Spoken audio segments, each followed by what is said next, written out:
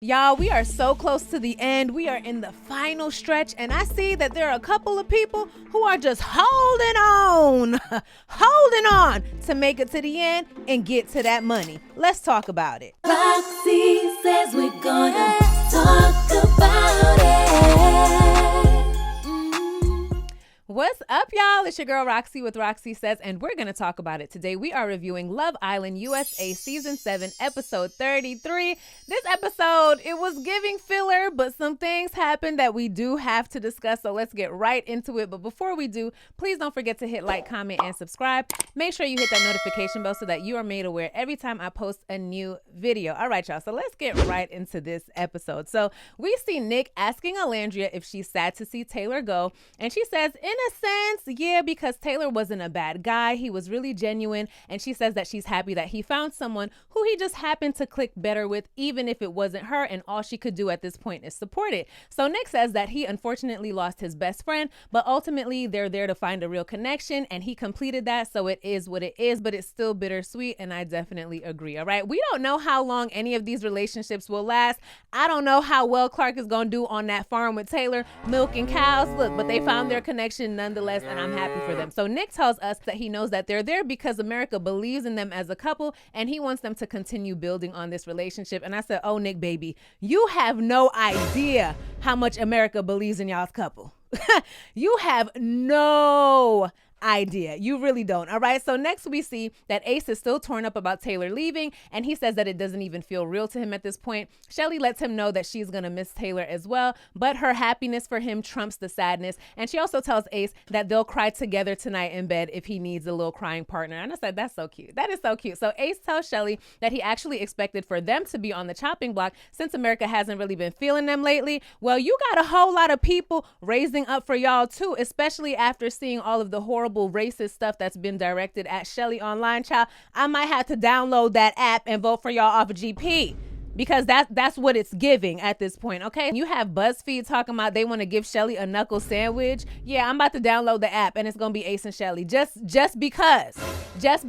Anyway, Shelly says that America's vote has given her reassurance that they're doing all of the right things, and Ace says, look, I don't really care about America because I already felt the way that I felt, and although I'm still happy that America is on board, Ace says that he would choose Shelly over and over even if America wasn't with it, and they share a kiss, and it was really cute. All right, so next we see Huda. She's crying to Chris because Taylor was really a great friend to her in the villa, and Huda says that she really loves Taylor, and Chris says, I know that he loves you too. And then they get into the conversation that they've been having. All right, so Huda starts this chat off, and she says, look, I didn't walk off. I ended the conversation and I got up. See, Chris is better than me because, baby, I would have stopped her right there and been like, look, we can't even move further in this conversation if you're going to start it off with a lie. I'm going to need you to admit that you walked off. I'm going to need you to admit that you walked off, or we can't even go any further. I'm not going to be able to do it, baby, starting off with a lie. So Huda says that she didn't want to keep going in circles, and then she triples down on the PDA still being different than them sleeping together in the room under the covers, even though there's 50 other people in the room. And she says just because it's not in front of everyone, just because we don't do PDA in front of everyone, it doesn't make it any less valuable. It doesn't mean that I'm embarrassed of you. She just doesn't want to move as fast as she did in the first couple. You're making 0 sense, Huda. It's not making any sense because y'all are still sleeping to... We had this conversation already. Anyway, Chris says that he's receptive, and Huda asks him what his thoughts are, and Chris says, I don't have any thoughts. Chris says, I don't have any thoughts, because honestly, he's already told you how he felt on this situation, Huda. Y'all have had this conversation multiple times at this point. It makes perfect sense to her. It makes 0 sense to him. They are not going to see eye to eye on this. They're just not. So Huda asks Chris if he's checked out, and he says, low key, yeah. Like, I'm tired of having this conversation only to have you walk off, and that really made me feel disrespected. So does Huda apologize for walking off? No, because in her mind, she didn't walk off. But instead, she jumps and she says, if you don't want to pursue this, then okay, I'll leave you alone. And Chris says, damn, like, I didn't even say all that. I didn't even say all of that. I'm checked out of the conversation. We can still work on things. Like, that doesn't mean that I want to end it. I'm just saying what we're discussing right now, it doesn't make sense to me. Chris, you just did the same thing that you did in the previous conversation that y'all had, where Huda asked you if you still liked her, and you was like, no, I like you a lot. Remember that? He will answer with the truth, and then he'll try to play it off as a joke, right? And then when you respond to that, He's like, what are you talking about? What are you talking about? Chris, Huda got her issues, but that communication, you're going to have to work on that. You're going to have to work on that. And then as I'm watching the show, it's like, okay, is he a bad communicator or is he just over it? So he's like, whatever, I don't have any thoughts. It is what it is. We only got 3 more days. I'm trying to see which one it is. I think it's a little of both. I think it's a little of both, okay? Because he says that he is used to dating women who are emotionally unstable. For you to be able to put up with that, you got to have some flaws in your communication and your attachment and all of that as well, okay? Because he's not being honest with Huda, but when he's talking to Brian, he's like, yo, straight up, I can't do this no more. I can't do it anymore, okay? So anyway, Huda says, okay. She gets up and she walks away. And as she's walking away, Chris is like, girl, your priorities are up. How you want to sleep together, but you don't want to kiss? I won't understand that. I will never, ever understand that. Listen, it is very backwards and he is 1000% valid. Okay. We with you, Chris. We don't know what she's talking about either. So next we see Huda. She goes to Brian and she tells him all about the issues that her and Chris are having. And she says, look, I can't kiss him because I'm trying to move slower this time. And I got hurt last time and I just don't want to repeat it. And I know that the entire time that Huda was talking in Brian's head, he was just like, but y'all be hunching though. Like you want to take it slow with the kissing, but y'all be hunching though. I know Brian it's very weird in my opinion as well that actually sleeping with someone would hold less weight than kissing someone.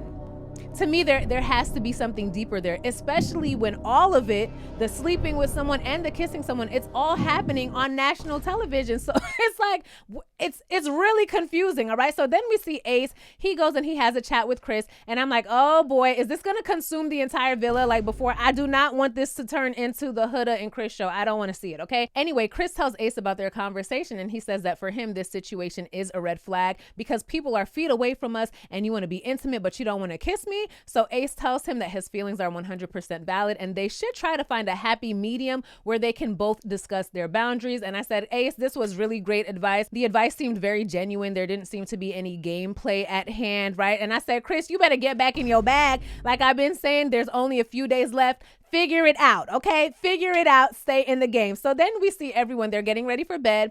And the boys are saying that they're really happy that Taylor left with a real connection. The ladies are saying that they miss Clark. Alandria is saying that her and Nick are going from friends to lovers. Huda is telling the ladies that Chris is mad because she's not being intimate in front of them. And Amaya says that she sees exactly where Chris is coming from. And she actually uses the same example that I used in my previous review. If you are with someone and they only want to be intimate behind closed doors, when the doors close, they like smash, smash, smash. That's all they want to do. But when y'all in public, they don't even want to kiss you. Anyone would be like, what the is that about? Seriously. So we see Chris telling Nick that he's irritated. And did y'all see Ace and Shelly praying together in the background as Huda got into the bed? Ace was on his knees and he was holding Shelly's hand. They were praying together. I thought that was so cute. Anyway, it's morning and the boys are making breakfast. They're thinking about Taylor. We see Nick pulling a Tanisha. He has the pots and pans waking people up. I ain't getting no sleep because of y'all. It was so cute. All right. Then we see that Chris brought Huda breakfast. And I said, finally, I said, Chris, did you see my last review? Because I just called you out for not bringing her breakfast. And then in this episode, we see you bring her breakfast after how many days? Anyway, Pepe is giving Iris a little massage. When I tell y'all, Pepe and Iris, they just be in their own little world. They just be loving on each other, having conversations, giving massages, giving each other smooches. Love that for them. All right. So next we see Nick and Ace. They have a chat and Nick jokes and he tells Ace like, hey, I want to close things off with you. I'm pulling you for this chat so we could close things off. Nick is so silly. So then we see them sit together and Ace pulls another bean chair and he puts a shirt on his head so he can imitate Taylor's locks. And he starts talking about being exclusive with Clark. And I said, aw, Ace, you really miss your boy Taylor, don't you? Right? So Nick gives it a little chuckle and then he's like, okay, can we talk now? Nick is like, yeah, Taylor's gone. Okay, I have some serious stuff that I need to talk to you about. So Nick tells Ace that he woke up to some cuddles this morning. And he also says that although he doesn't know what he would call him and Alandria, he knows for sure that they're not just friends because he don't be cuddling with his friends. And he says that they're just slowly building and making each other happy in the process. And I said, great for y'all. So Ace lets Nick know that he's ready to be exclusive with Shelly. And he sees this growing into an actual relationship. And he can see Shelly as his girlfriend. But of course, people can change on the outside. side, so he wants to be realistic, but he says that he does love the pace that him and Shelly are currently moving at right now. Love that for y'all. So next we see Amaya and Shelly and Alandria. They're having a cute little conversation about how happy Amaya is with Brian, and after Shelly gets attacked by a damn bug, we see Huda. She comes and she pulls Amaya for a quick chat, and when they sit down, Huda tells Amaya that she wants to come to some type of a compromise with Chris, but she doesn't even know where to start because she wants to do things the right way this time, and she does want to show him more affection. And I was like, girl, if y'all do have this conversation, please don't cut him off. Just don't cut him off. Let him get his thoughts out, okay? But then she tells Amaya that she needs to see more from Chris in order for her to want to do more. So Huda says, I need more words of affirmation from him. And Amaya tells Huda to communicate that, but also remember, just because he doesn't do those specific things does not mean that he's not a good match for you. Meanwhile, we see Chris telling Brian that he's still confused, but he still likes Huda, but it's awkward. And he also says that Huda is one of the toughest nuts that he's ever had to crack. And we know that he loves those emotionally unstable nuts. Those are his favorite types, okay? But he does agree with Brian that this can be an easy fix. I said, Chris, get your money. Make it right and get your money. I'm not even mad. So next we see a text come in telling the Islanders that it is time to get hot and wet in today's couples challenge called Viva La Villa. And Chris tells us that he doesn't care what him and Huda have going on. He says, look, we are competitive and we're the best couple in this villa, so we're going to win this. Love the enthusiasm. So now every couple will slide down a pole. They'll do a little baby surf, spin around on a carousel thingy while liquid is dumped on each other, liquid and slime. Then they're going to slide into a pool and they're going to make out in the bubbles. Okay, pretty simple. There weren't any questions in this game. There wasn't any partner swapping, just good, wholesome fun where everyone made out with their own person. And I said, thank God. All right, so first up is Iris and Pepe. They finished their challenge with a steamy kiss. Their kisses always look good. I can't even lie. But we did see Amaya when she was coming down the pole. She got stuck. She slipped a few times and her and Brian were singing about eating that kitty in the Hideaway. Next, we see Huda sliding down that pole very professionally. And Chris slipped a couple of times, but they definitely seem to be in better spirits during this challenge and in their confessional as well. Child, next we see Shelly twerking on Ace, and Ace is jumping through hoops and stuff, and she's twerking on him all the way down the slide. Last is Nick and Alandria, and after they both slide down the pole, we see Nick come up licking her on her belly button, and he's smacking her booty while she's twerking on him. And in their confessional, Nick says it wouldn't be Freako Nico without Alandria. I'm gonna tell y'all something. When he said Freako Nico, I screamed. I screamed because that was so funny to me. Nick is funny, all right? And of course, they finished their challenge with a sexy little kiss. So sexy, in fact, that Iris and Pepe were in their confessional talking about, I don't think that was a friendship kiss, guys. One thing that Pepe is going to do, he's going to call out if something looks like more than a friendship, okay? Because remember when Ace and, not Ace and Shelly, when Ace and Huda, Lord have mercy, Ace and Huda had that little challenge thing going on and people was humping on people, Pepe said the same thing. He said that looked like it was more than just a challenge, okay? So Nick Alandria, 2 points for y'all. 2 points for y'all. And Nick reminds us that this was their first kiss since their kiss in Soul Ties. And he says that it felt good to reignite that. And Alandria is in the confessional and she's like, yeah, Anyway, we see everyone, they're getting ready for tonight, and Iris is telling the girls that she is ready to take the next step with Pepe, and this was her way of saying, hey, if they open the Hideaway, please choose me, y'all, because I'm trying to get some. And Huda says that she just knows that Iris and Pepe are ready because she sleeps right next to them. So the way that y'all just be hunching next to each other really blows my mind, because if you can hear them kissing, they can definitely hear y'all hunching, baby girl. They can definitely hear y'all hunching, but you don't want them to see y'all kiss. Listen, I don't think that any of y'all should be hunching so close to each other unless the plan is for y'all to be hunching as a group, okay? Other than that, if there's no plans for people to start joining in, y'all need to take y'all ass outside of that room and stop being rude. Go to Soul Ties, go in the pool, go do something, okay? But stop hunching in the same room with everyone, okay? Just rude. So nasty, so rude, all right? So Chris tells the guys that he'll talk to Huda if the conversation comes up, but if not, he doesn't want to dwell on it much longer since they already have a good understanding of each other. And I said, all right, Chris is just keeping his head in the game at this point. He's back to doing what he was doing before. He's back to his old game plan of going along to get along. What would this period be called in a basketball game?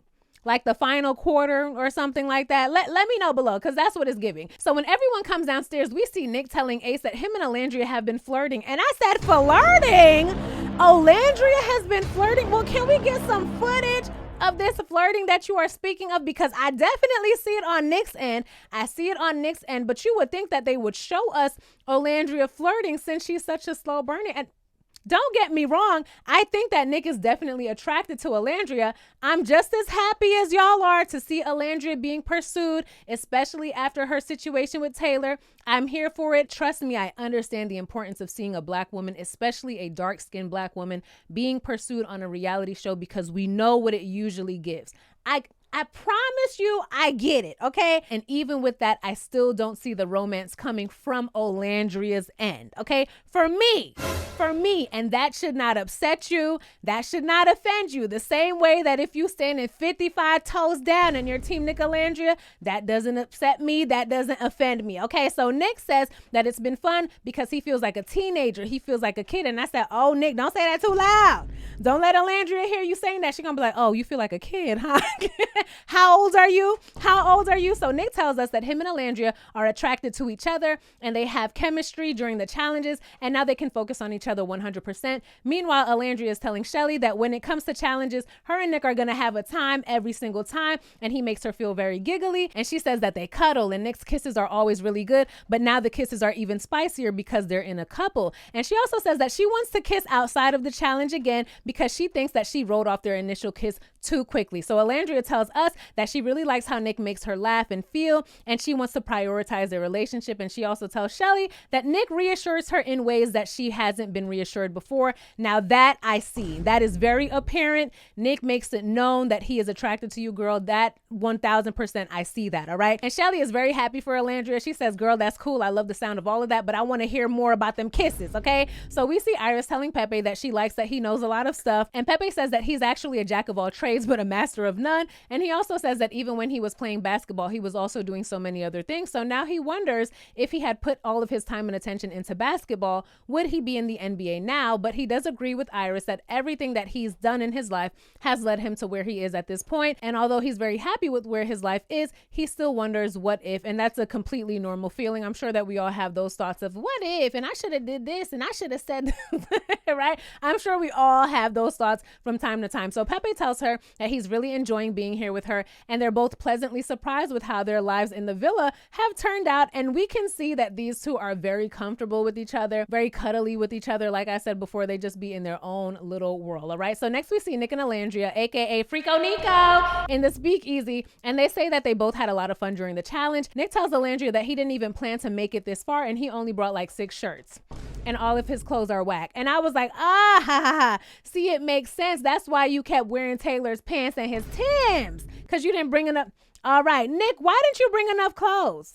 That is not very Marcel of you, okay? Not at all. So Nick says that he's pretty unprepared in life overall, and Olandria says that she's the total opposite. Let me repeat that. Nick says that he is pretty unprepared in life overall, and Olandria says that she's the total opposite. I didn't like that. And Nick, Olandria, I know that made y'all cringe. I know you don't want to admit it, but I know when he said that, that made y'all cringe, because no one wants an unprepared man.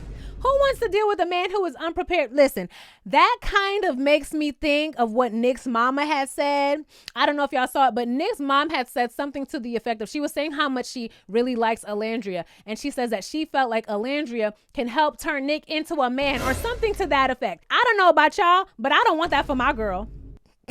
I don't want that for my girl. I don't want her to have to turn anyone into a man. I don't care if it's Taylor. I don't care if it's Nick. I don't want that for her, but y'all like it. No, I was about to say, if you like it, I love it. I still don't like it, okay? So Olandria asks him about trip planning, and he says, oh no, I'm completely hands off with that. Y'all think Olandria likes that? Because we're really focused on what Nick likes and on how Nick has been acting. Y'all think that Olandria likes that? You think when Olandria heard Nick say that, she was like, ooh, yes. Come on, y'all. Come on. She is the eldest daughter, right? She's been saying this. She is the eldest daughter who has had to look after others her entire life. She told Jalen that she wants to finally be able to relax and to be soft. She needs a man who is grown and prepared and who still sucks her toes and calls her a queen like Nick does, but he needs to also plan trips too, okay? He needs to be a grown man that she does not have to help self-actualize. But okay, if you like it, I still don't love it. So Alandria tells Nick that she likes him and she finds him attractive and kissing and cuddling feels really natural. And Nick tells her that he likes being physical with her and she makes him happy. And Alandria says, "Aw, Nicky Poo. Aw, Nicky Poo." See, now, last time y'all had me. Last time y'all were in the comments and y'all was saying, "Oh, no, Roxy, she didn't really call him Nicky Poo. You know, it was edited in. She didn't really say that." Well, I rewinded it. Twice, just so that I could double check, because I was giving y'all the benefit of, I mean, maybe they did edit it in the last one, but this time, baby, oh, it wasn't edited. She called that man Nicky Poo. She called him Nicky Poo. I don't know what to tell y'all. It's giving friends. It's giving friends. So he compliments her hair. He kisses her hand. We see them take pictures in the photo booth, and then they share a cute little smooch. All right. So next we see Amaya and Brian. They're talking about the Huda and Chris drama, and they say that they both feel like it can be easily fixed. So Amaya says, look, if it was you and I having a conversation or having an issue, I would want our friends to step in and try to help us through that. So that's what she wants to do. And she comes up with a plan to help Chris and Huda have a conversation. Amaya is such a sweetie because she could have easily been like, oh, they're beefing. This is better for us. It increases our chances of winning. But no, she actually wants to help her friend, and I love to see it. All right. So when they put their plan in motion, Brian grabs Chris, and Huda complains that he just put his dirty hands all over her, and he tells her to shut up. Chris was like, see, you don't want to kiss me in public? I'm not going to stop telling you to shut up in public. All right. So after Brian gives Amaya the hand signal and Amaya grabs Huda, who already assumes that she's done something wrong, child. Clearly, they've been pulling her aside. Clearly, they have been pulling Huda aside over and over because she was like, what did I do? Did I do something wrong? Did I do something wrong? And Amaya claims that she needs to make a bowel movement. So we see Huda. She approaches Chris, who's already at the dock. And they're both like, oh, what's going on here? What's going on here? So they start talking, and Chris compliments her outfit. He gives her his jacket because she's cold. And the whole time, Amaya and Brian are spying on them, and Huda catches them. She's like, I see y'all. Ooh, I see y'all. I see what y'all trying to do. So they realize that the purpose of the plan was for them to talk, and that's what they do. So Huda asks Chris if he's feeling better, and he says, look, it is what it is. I don't want to take yesterday's emotions into a new day. And I'm like, yeah, Chris, but at the same time, holding things in won't help either. But I can also understand wanting to communicate and just saying F it because you don't feel like you'll be heard anyway, and you're just counting down the days. All right. So Chris says that he'd rather move forward than continuing to speak about something that he's just not going to get. Huda repeats the same thing about her kissing in front of people versus being under the covers in the bed. And Chris says, okay, you already said this yesterday. I don't know why you're talking about it again. You saying it over and over is not going to change anything.